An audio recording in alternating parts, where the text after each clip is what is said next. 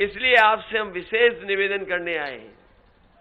ये चुनाव कोई छोटा मोटा चुनाव नहीं है, ये देश का सबसे बड़ा चुनाव होने जा रहा है। और ये चुनाव ऐसा है जो न केवल उत्तर प्रदेश का भाग्य बदलेगा, बल्कि हमारे किसानों का, नौजवानों का भी भाग्य बदलेगा। ये बीजेपी के लोगों ने लगातार झूठ बोला है, जनता को गुमराह किया है, और समाजवादियों ने हमेशा जनता के लिए काम कर करके दिखाया है। इसलिए समाजवादी पार्टी ने अपने संकल्प पत्र में कहा है कि जिस समय समाजवादी सरकार बनेगी, हमारे किसानों की और हमारे आम लोगों की बिजली का बिल 300 यूनिट फ्री होगा, कोई बिल नहीं आएगा। न केवल 300 यूनिट बिजली फ्री होगी, बल्कि किसानों की सिंचाई भी मुफ्त होगी, एक भी पैसा किसानों को नहीं देना पड़ेगा। हमारे बीएड, टीटी वाले, बीटीसी वाले और ये शिक्षा मित्र वाले जानते होंगे, इन्होंने बहुत संघर्ष किया। शिक्षा मित्र वालों ने, इनको अगर किसी ने मदद की थी तो समाजवादी लोगों ने मदद की थी, लेकिन ये लोग भी, शिक्षा मित्र वाले लोग भी बीजेपी के चक्कर में आ गए थे। अब तो नहीं हो चक्कर में।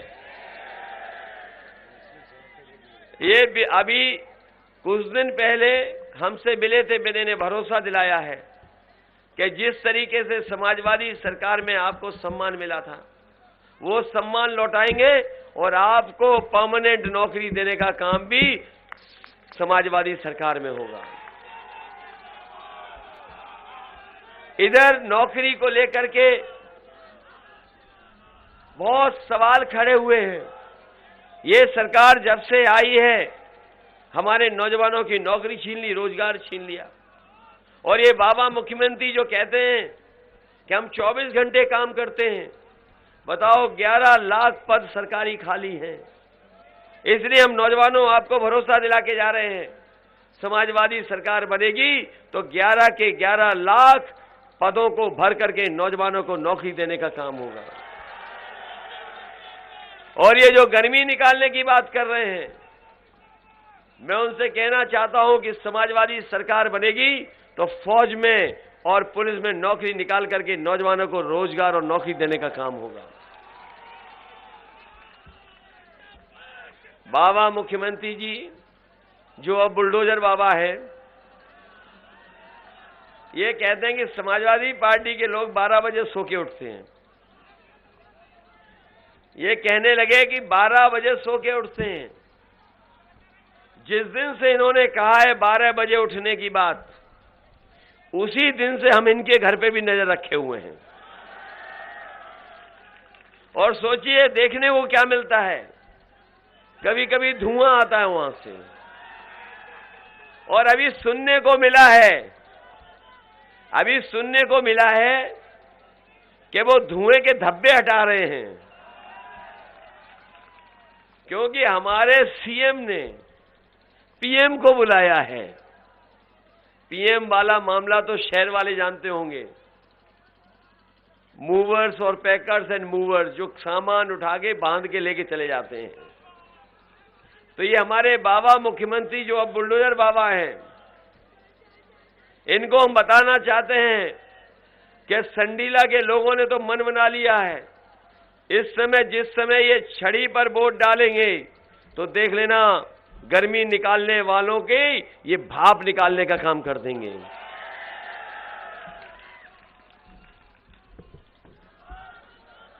ये बाबा मुख्यमंत्री जो अब बुलडोजर बाबा हैं, लखनऊ में बड़े बड़े इन्होंने कार्यक्रम किए। एक स्टेडियम में बुला करके लाखों कहा कि लैपटॉप दे दिए हमने, इन्होंने कहा कि हमने टैबलेट दे दी लाखों, और ये भी कहा कि हमने तमाम नौजवानों को, 1 करोड़ नौजवानों को स्मार्टफोन दे दिया। ये नौजवानों, तुम्हारे हाथ में स्मार्टफोन दिखाई दे रहा है, कहीं बुलडोजर बाबा ने तो नहीं दिया आपको? संडीला में नहीं पहुंचा अभी, तो बताइए बाबा मुख्यमंत्री आपको नहीं देंगे, क्योंकि वो खुद चलाना नहीं जानते, इसलिए आपको नहीं देंगे। और अभी आपने देखा होगा कि एक तस्वीर उन्होंने अपनी डाली थी जिसमें खुद वो पूरब देख रहे हैं, जनता पश्चिम देख रही है। तब हमें पता लगा कि स्मार्टफोन भी नहीं चला पा रहे हैं। ये स्मार्टफोन नहीं चला पाते हैं।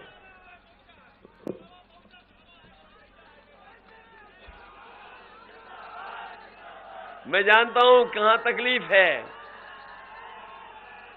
ये हमारे किसान जो इंतजार कर रहे थे, उनकी पैदावार की कीमत मिल जाएगी, पैदावार की कीमत नहीं मिली।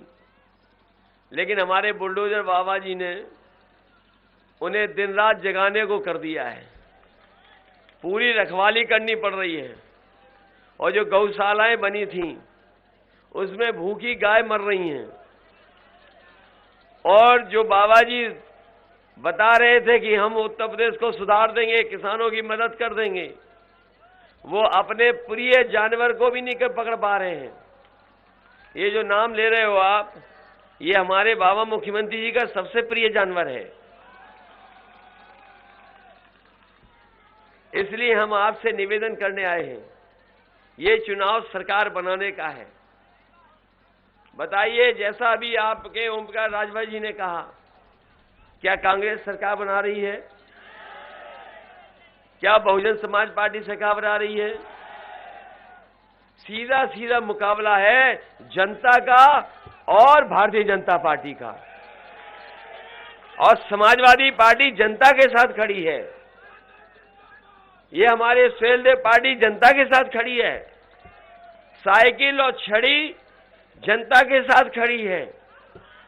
ये जो हम अपने साथियों को समझा के जा रहे हैं, आपने अभी पंचायत का चुनाव देखा होगा। मुकाबला था समाजवादी पार्टी और भाजपा में। भाजपा जो कर सकती थी उन्होंने किया, पैसे से लेकर के वोट छीनने तक। और कई जगह आपने खबरें पढ़ी होंगी कि जो हमारी माताएं बहनें पर्चा खरीद करके लाई थीं, उनके कपड़े फाड़ दिए और पर्चा छीन लिया। याद है कि नहीं याद है? और पूरे उत्तर प्रदेश में बहुजन समाज पार्टी के जितने भी जिला पंचायत सदस्य थे, सबने बीजेपी की मदद की कि नहीं की? इसलिए हम आपसे कहना चाहते हैं, ये संडीला के लोग बहुत समझदार लोग हैं। ये संडीला के लोग बहुत समझदार लोग हैं। आप हर चीज को समझते हो। जब संडीला के लोग संडीला का इतना अच्छा लड्डू बना सकते हैं, तो बताओ सरकार नहीं बना दोगे आप?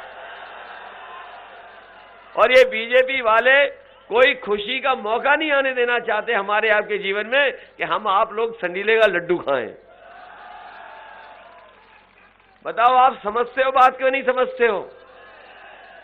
ये जो हाथी पे बैठे हैं, कहां चले जाएंगे? आप बताओ, जो हाथी पे बैठे हैं वो कहां जा सकते हैं? और इनके गुरु कहां हैं? वो पहले ही बीजेपी में है। आप बात समझ गए कि नहीं समझ गए? जो हाथी पे बैठे हैं वो कहीं भी जा सकते हैं। और जो हाथी पे बैठे हैं उनके गुरु किस पार्टी में बैठे हैं? अगर ये बात समझते हो तो फिर हम क्यों समझाएं आपको?